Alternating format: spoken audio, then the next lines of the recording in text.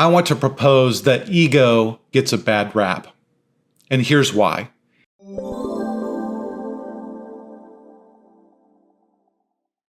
Ego in its simplest form simply means me or I. Now, me or I in and of itself is not a bad thing. It is you. It is me. It's an understanding of yourself. And when we talk about ego, or when you hear people characterize ego in a negative light, which people tend to do understandably, it's because we've had experience with somebody that's overly egotistical or overly full of themselves in a way that's offensive and not contributing to a team in a healthy way. It's all about me, me, me, me. I want to let you know that my position on this very much was influenced by a book by Markham and Smith called Ego-nomics. And it talks about how our ego is our greatest asset or our worst enemy. And while I've coached leaders, executives, managers around this material in this book for 15 years, I know that there's a healthy balance, an ego equilibrium, if you will.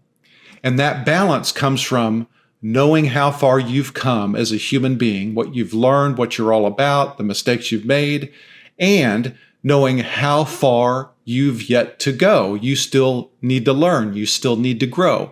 And when you find a place of healthy equilibrium, you're not egotistical and you're not, on the other end of the spectrum, underconfident, then your ego is actually a good thing. And if you want to explore this and consider this position, I would urge you to get the book.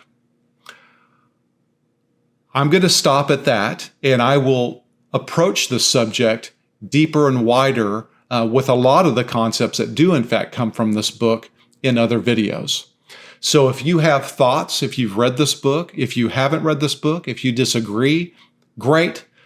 Don't hesitate to type those into the comments below. I would love to hear from you, your point of view, even if it is in support or if it is in major resistance. Let's hear from you and what you have to say. And for those of you that have not picked up a copy of that book, if you can in fact find one, I want to urge you to get it, read it, and see if you can't look at ego in a more healthy way that allows you to have greater influence on those that are around you, including those that may be very underconfident or ego-less, and those that may be egotistical or greatly overconfident. Until next time, keep learning and growing.